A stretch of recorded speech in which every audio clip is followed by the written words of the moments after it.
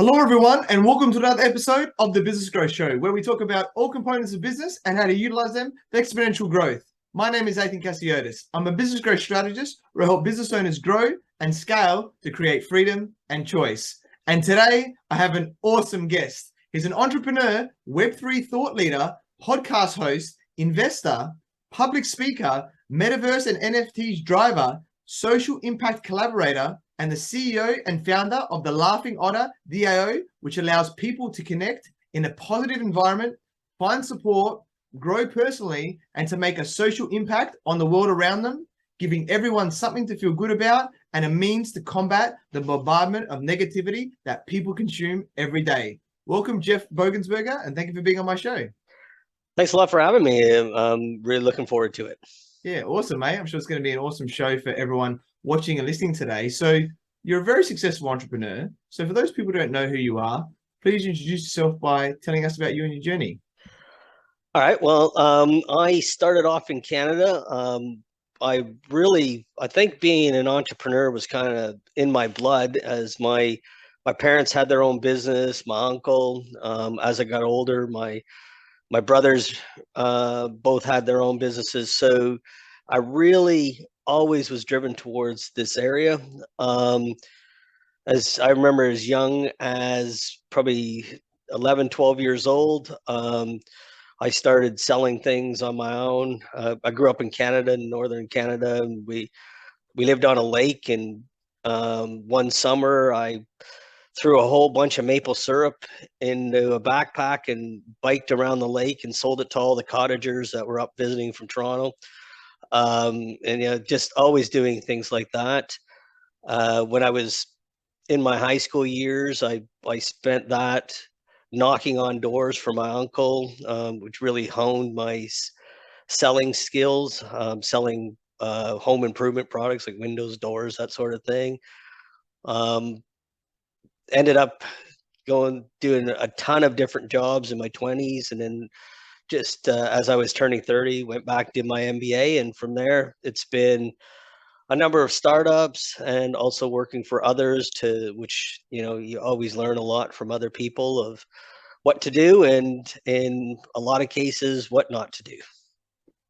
Yes, awesome, mate. Yeah, you definitely had an interesting journey, and now all the way down in Australia, like me, in Melbourne. So awesome to what a journey to come down here as well.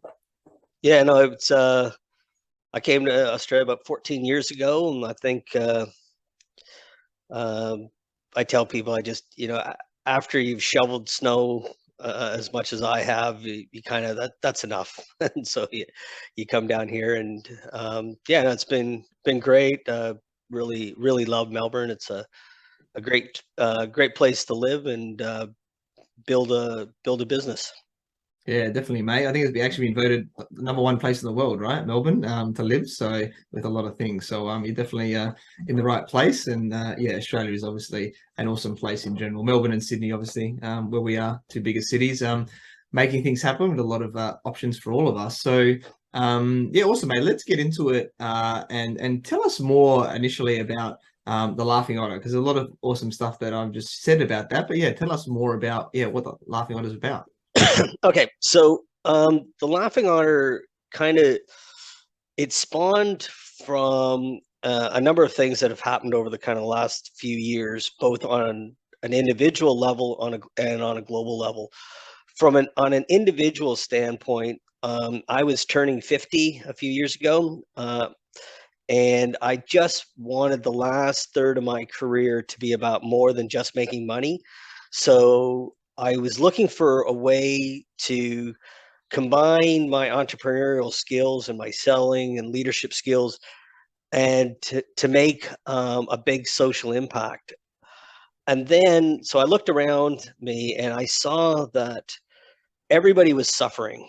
And that's just a combination of all the polarizing news that's been happening for the last kind of 6-8 years, everything from Trump to Brexit to refugees in South America and Syria, now the war in the Ukraine, and then you layer COVID over top. At no time in history has there been a greater case of anxiety, depression, stress, and suicides, which is all on the rise. So I saw this opportunity there. And then just on a personal level, not only was I feeling that, but unfortunately, a friend of mine took his own life. And then also the birth of my son, which I wanted to layer just giving children a fair start in life into all that the Laughing Otter is about. So that was the genesis of where the idea came from. And then it was about putting together just all different ways that people enjoy to connect and to be positive. And so it started from a website that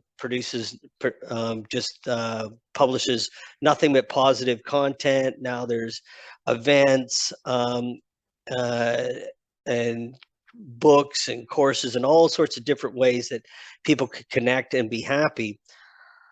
And then about a year ago, I became aware of all the excitement that's happening in Web3. And although the technology is super cool and amazing, what really struck me was that Web3 is really about hundreds of millions of people who believe that it's time for a global change and a disruption of a lot of the traditional institutions that govern us. And so I saw this as a natural addition to all that the Laughing Otter was doing, and to leverage this emotional connection. And so now we've launched a series of NFTs, which both as a Laughing Otter branded NFTs, but also working with not-for-profits to help them raise money. We're working on a really unique metaverse, building out a marketplace, so all these different things that will allow the Laughing Otter to connect with the Web3 community and this, like I said, emotionally charged environment.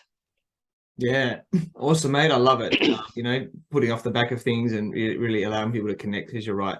There are a lot of challenges happening in the world today. Now, just to make it easy for people, because not everyone might be as well versed in Web3 and NFTs and I guess the blockchain probably is a good another term there. Do you want to maybe just explain very simply, like, what M3? I'm obviously aware of what these are, but I'm just, for the audience, for those that maybe don't, what Web3 is, NFTs, blockchain, and, even Metaverse a little bit, as well. Okay, so where the term Web3 comes from is there were just really people's desire to define things. And it came from the idea that Web 1 was way back when the internet first started, where it became started to enter into people's homes. The websites that you would go to were rather static, just more informational, but not a lot of interaction. And then Web 2 was the emergence of really that more dynamic web pages and really social media, and companies like social media and e-commerce sites started to really take hold, and that'd be back right about 96 and onwards. And companies like Facebook, Amazon, Google, all of those kind of companies started to emerge and grow into the global leaders that they are today. What Web3 is now trying to take all of that stuff that Web3 or Web2 did, and through using blockchain technology, which is the underlying technology that manages cryptocurrencies, is probably the most common use of it, and start disrupting what was happening in Web 2, where all of the data was being controlled by corporations, and decentralizing that data and spreading it out across multiple locations using this blockchain technology. That's really what Web3 is trying to do, is to try to disrupt the control and the stranglehold that Web2 organizations have on controlling information and data. And that's the primary driver. Now, as I mentioned earlier on, what that has triggered is this, and this is my theory, not based on a lot of study, but just anecdotally, my theory is that the power of Web3 is stronger than it wouldn't have been without the negative stimulus that everybody has been eating for the last, like I said, 6, 8, 10 years. And as a result, people see Web3 and blockchain technology as a way to change the world. And much like back in the 60s, where racism and the Vietnam War triggered that movement, and music and the arts became the catalyst for change. Right now, the trigger has been all of these polarizing events around the world, and the catalyst is this new technology that it's exciting, and people are seeing it as a way to disrupt and make that change. Now, one of the exciting parts for me and for a lot of people and that are immersed and jumped into this new movement is it's got all of the emotional attachments that the 60s had, and all the civil rights movements and everything like that happened then. But the difference is we're now armed with a technology, we're armed with the internet, we're armed with financial motivators for the as the individual, and we're armed with trillions of dollars worth of investment that's pouring into this space, right from the individual to very sophisticated investors and large corporations who are now dumping money into this space. That's something the hippies and the social movement of the 60s never had. So change is afoot, and it's really exciting to be a part of. Yeah, awesome, mate. Thanks for explaining all of that for everyone, and sort of where it's heading to, and what we can do with it. And let's go a little bit more on the blockchain and what you guys are doing, because like you said, the blockchain is used a lot with crypto, Bitcoin, everything else, and as like that digital record, and how it's tracked and everything like that is quite interesting. Do you want to maybe share how you're using blockchain with a Laughing Otter, and what you're providing and everything there as well? Right. So we're for the most part, the blockchain technology that the Laughing Otter is using is really around making a social impact through selling NFTs and using blockchain to verify the ownership of those NFTs, and then raising money for not-for-profits is really the big way that we're using it today. We're also going to be incorporating this blockchain technology into a unique metaverse that is unlike any other that I've seen so far. But I'm going to keep that under the hood right now for a little bit until it's further down the path.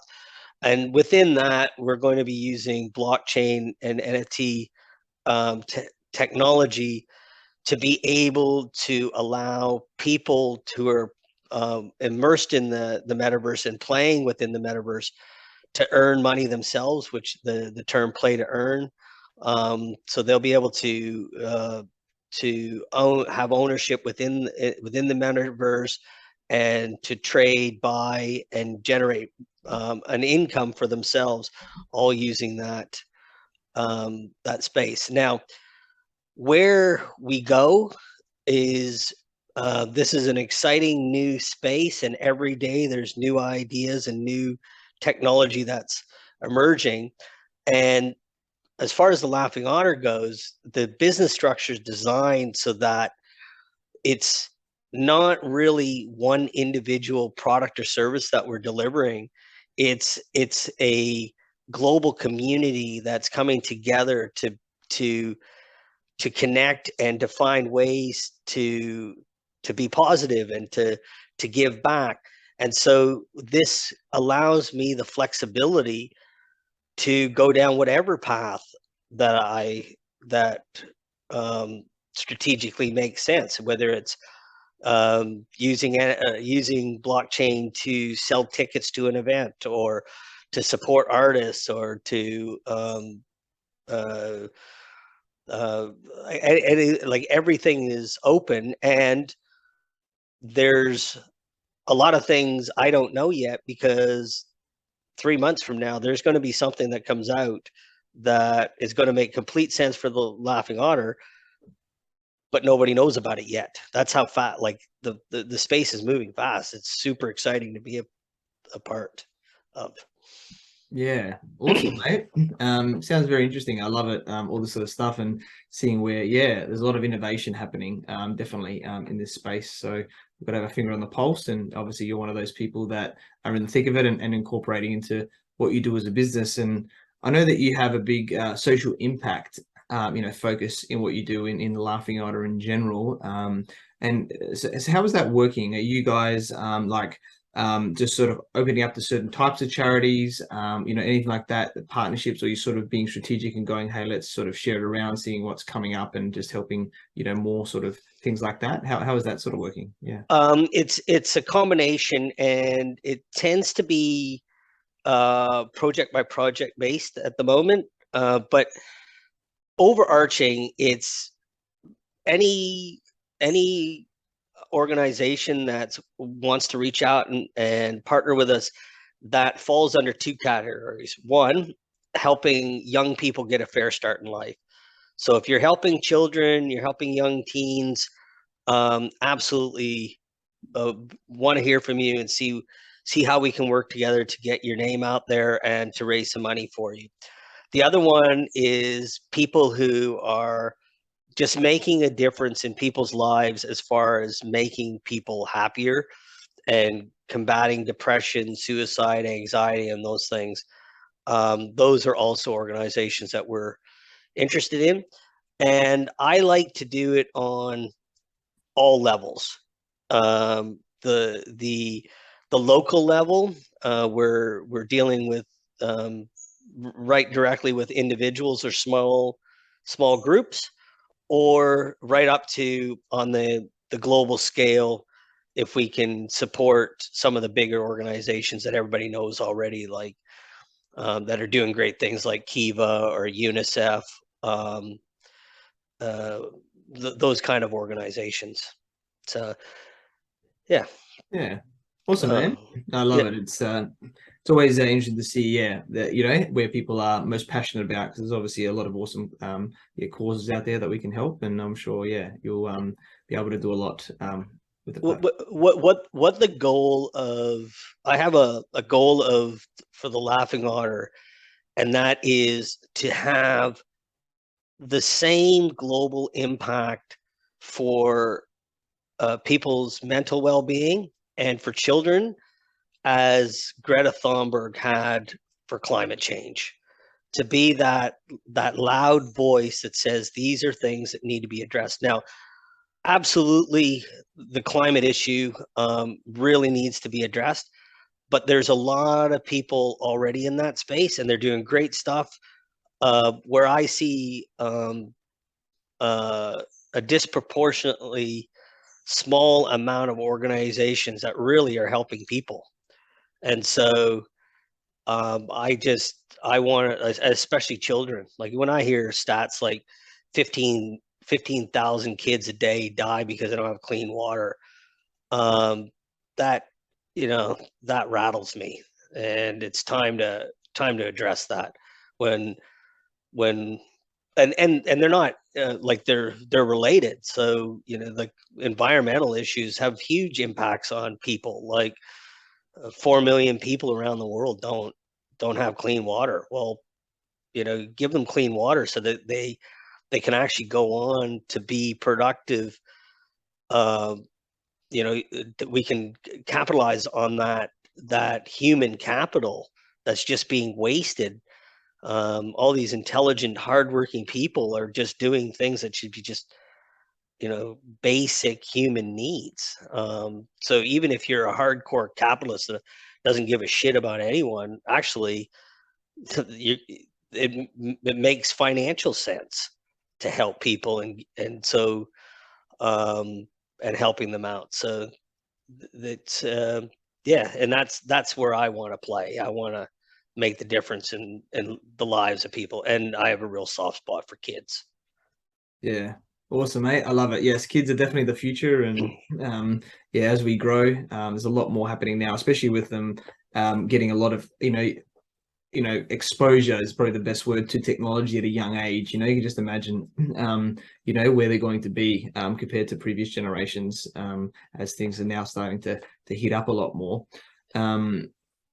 So I know one thing that you focus on as well around branding, business is obviously a lot about branding, and talk a lot about like an emotionally charged brand, right? And how things work like that, with how we connect to people and that process. So I'd like to hear your thoughts around this and how that can help us, in business as well. I think it's huge, and it's getting to be more and more as really anybody like my age and younger. We grew up with believing that being socially conscious is the right thing to do, and so as a brand, you like more and more consumers, especially those uh, 50 and under, are asking more of the brands that they purchase from to have that social consciousness. It's not companies that are raping the environment and taking advantage of people and the supply chain and their workforce and sweatshops. Like, though, people aren't buying from those companies anymore. You're seeing more and more kids willing to pay a premium for products that they know have been manufactured or obtained in a socially conscious way. And whether I don't know if it's like holds up morally or whatever, but I don't care. If a company is only doing things the right way to be more profitable, well, so be it. At least the outcome is the one that we want. Like I'm not so naive to believe that large corporations are now trying to be carbon neutral because they care about the planet. I think they're being they're trying to be carbon neutral, etc., because they know it's more profitable. Well, that's fine. The environment's still being looked after. Now, as far as the Laughing Otter goes, that's the whole business plan. The whole business strategy is about doing the right thing, giving back to the community, giving people reasons to be positive and happy, and everything that's associated with the Laughing Otter is going to celebrate the good in humanity. And as a result, the brand becomes stronger.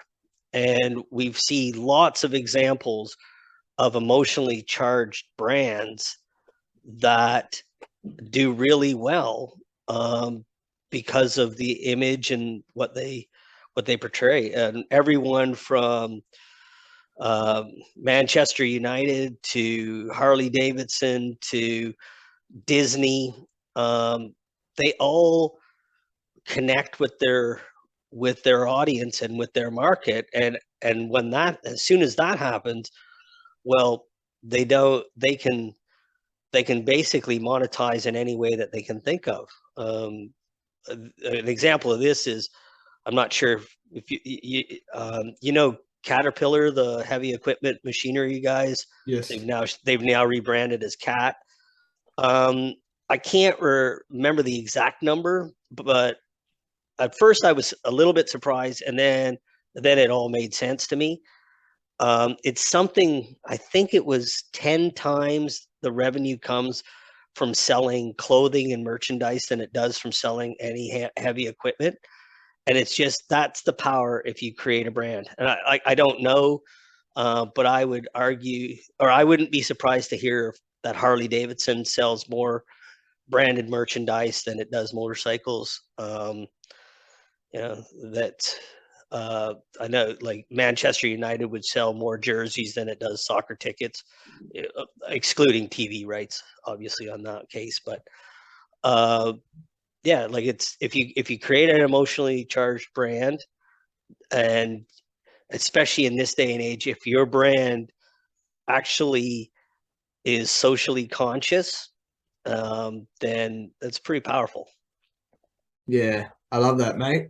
Really, really cool with how you went in depth on that, and yeah, how we can really do good in our own ways, and really be able to get those raving fans, so to speak, right? That we want in our business, that really love it, and will just want to support us a lot more as well.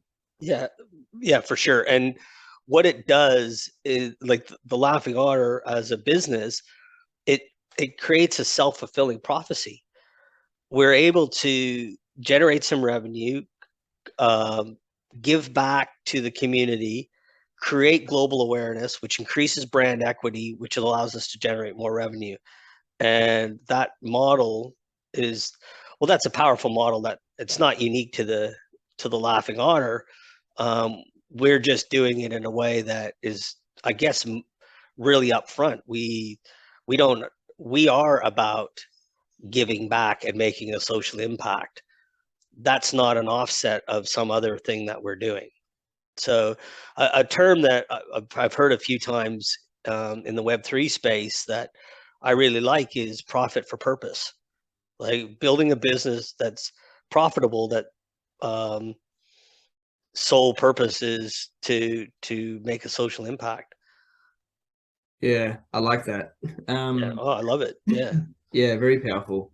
And what's interesting, because what I see in the Web3 / let's call it NFT space, is that there was a bit of hype, right, with the NFTs a lot, and you saw this little, monkey was being sold for 5 million, or crazy amounts, right, and stuff like that from these stars, and then that sort of went away, and a lot of those items, dropped, considerably in price in that NFT space, and now it's giving away of artists and things like that, right, to be able to really control, and for people that don't know what NFTs are, they're non-fungible tokens, right? It's an electronic asset, basically, just as a simple sense. But do you want to maybe share what you're seeing in the Web3 / NFT space about sort of where the journey's gone, and now where it's heading as well?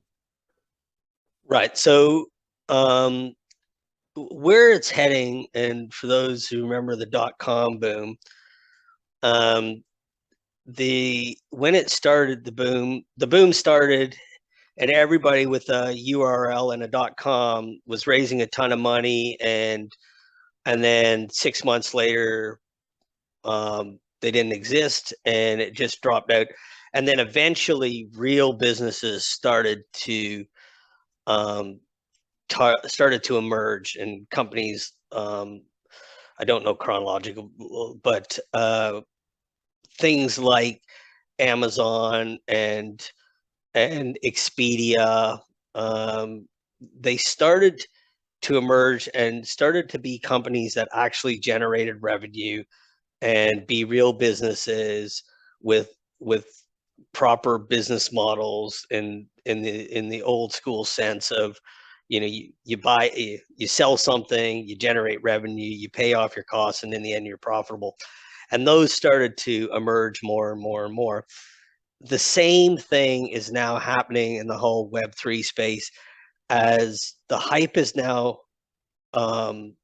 is starting to die off, and people have lost a lot of money speculating and trying to punt and trying to capitalize. And now what's emerging is companies like the Laughing Otter, which are actually businesses. They're not just some pixelated apes. There's actually a business behind it. And just like the dot-com boom, there were a couple of successful social media platforms like Facebook and Twitter, but then there were thousands of others who tried to duplicate.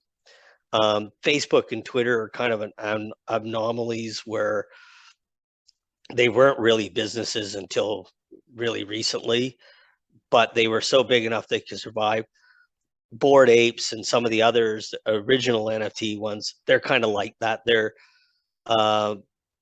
the fad that kind of caught on, but now, like the thousands of others that have tried, just aren't keeping up. And I guess in the same way,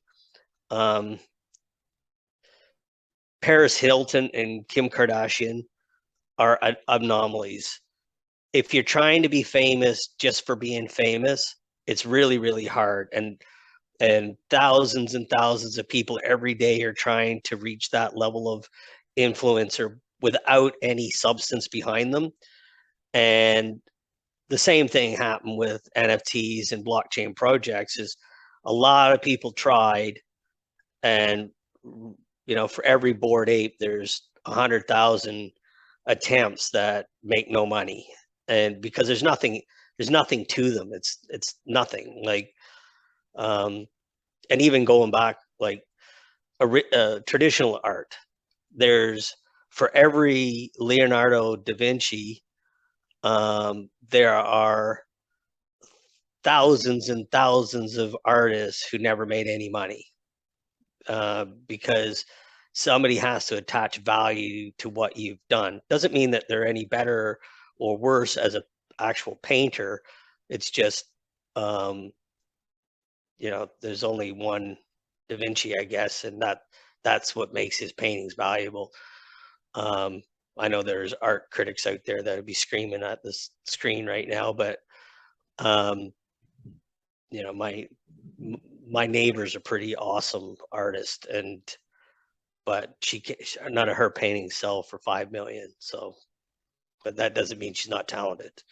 But the point is it's really hard to, well, really NFTs are like that. Like, they really model also the music industry. If you're a music fan, like you take any era, the one that's easy to remember right now, I think, for most people, you take the grunge era, you got Nirvana, Pearl Jam, Soundgarden, and a bunch of others that really made it. And then thousands of Pearl Jam clones tried, and they never made it. And that's really what happened with NFTs. But now we're emerging out of that, and now there's the blockchain technology. Because of all this, one good thing that NFTs did, and it created hype, which meant lots of investor money went into the space. And now people like the Laughing Otter are building things that actually have real world utility and real world outcomes. And a lot of really smart developers are working really, really hard on doing things that really make a difference and have a greater magnitude of impact on the world than some pixelated animals.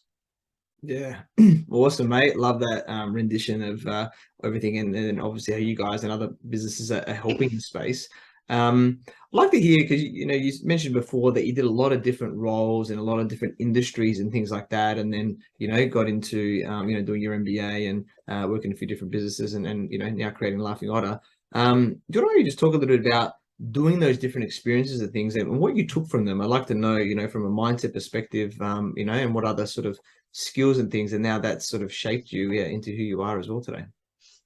Yeah. Okay. Well, just starting from the beginning, my parents are the two hardest workers I know.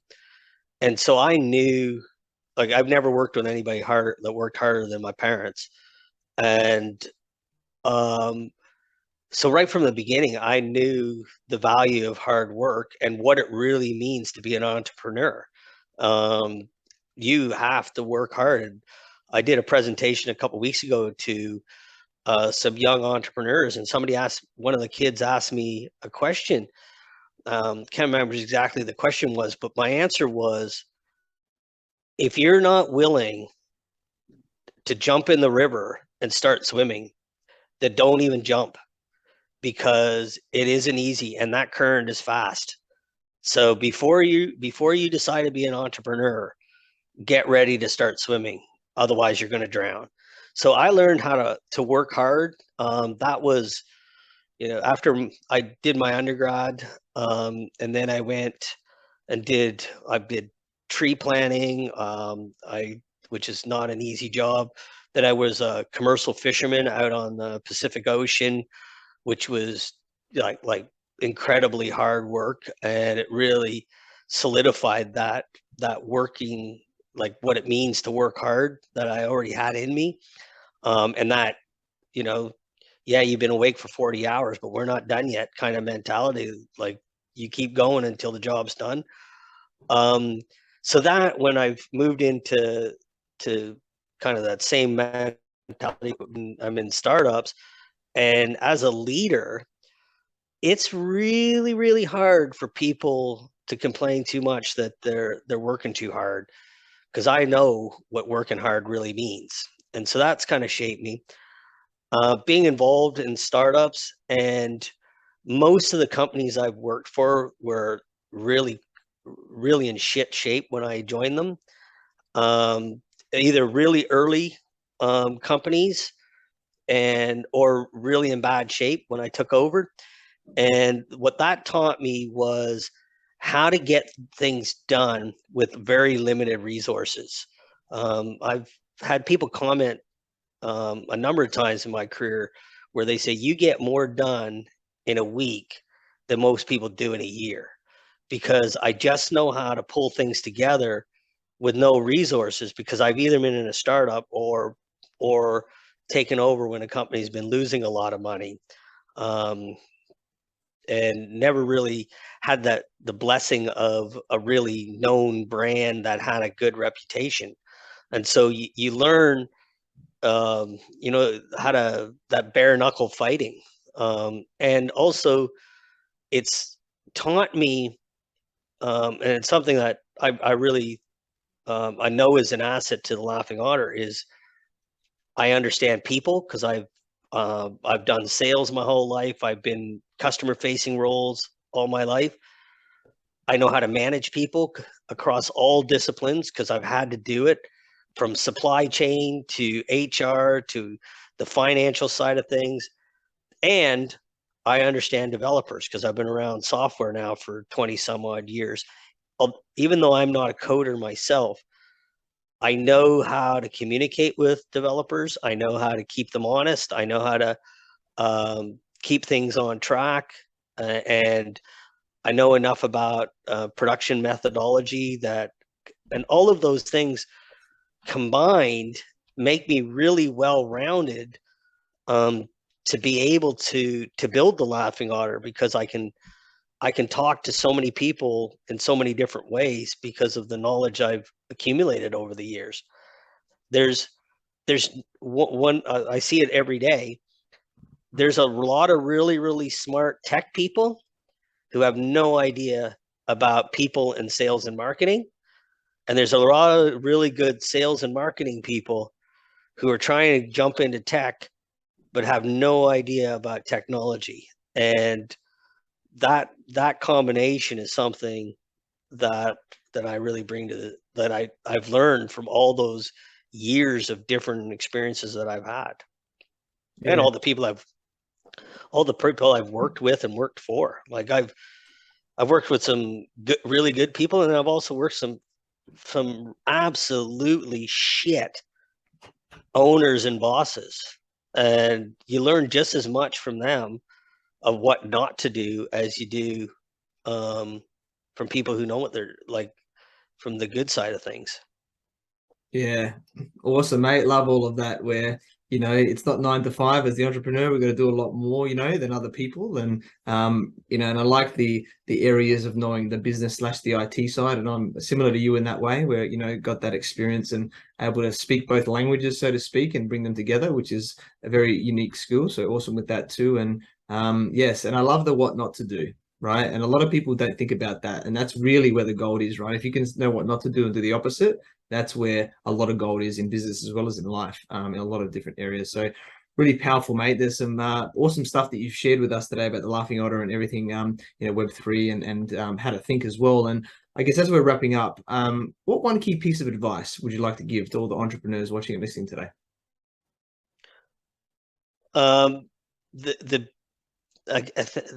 two things that I'll give two. One, most startups fail because they ignore sales and marketing. It doesn't matter how great your product is. If you don't tell people about it, it doesn't matter. There are a lot of pretty ordinary products that make an awful lot of money because they told everybody about it. And there's a lot of amazing, innovative ideas that would have really taken off that died on the cutting room floor because the founders just didn't understand the importance of sales and marketing. That'd be one thing. And the second thing is loyalty is incredibly overrated. When you, if you are engaged with someone, whether that's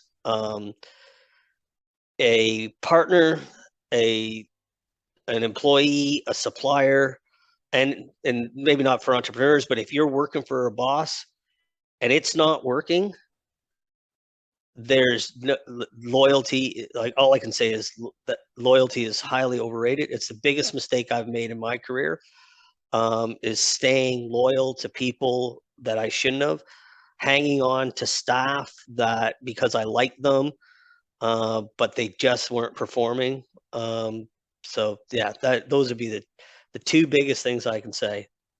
Yeah, awesome, mate. Great points there. Completely agree with that. And yeah, we connected through our networks where I learned about your awesome journey from doing, yeah, a variety of jobs in a variety of industries to also completing an MBA and in now founding the Laughing Otter, where you allow people to connect in a positive environment using Web3 blockchain and all the awesome new technologies that are out these days. You're an awesome guy, and I'm sure you'll make a big difference in this world. And I'm very grateful that we connected. I look forward to working with you. So, Jeff, how can people find you and get in contact with you? Okay, well, yeah, I'm on LinkedIn, so that's there's not a lot of Jeff Bogensbergers on LinkedIn, so be able to find me easy there. And then for sure, go to the laughingotter.com if you need a little happiness in your life, a little positivity. We're also on Twitter, Discord, Facebook, Instagram. There's the Laughing Otter podcast, which by the time this goes out, will also be out, where we interview people who are doing exciting things in Web3 or making a social impact, and a lot of them doing both. So those are really the areas that you can find me. So, and yeah, please reach out. I always like meeting people and having conversations.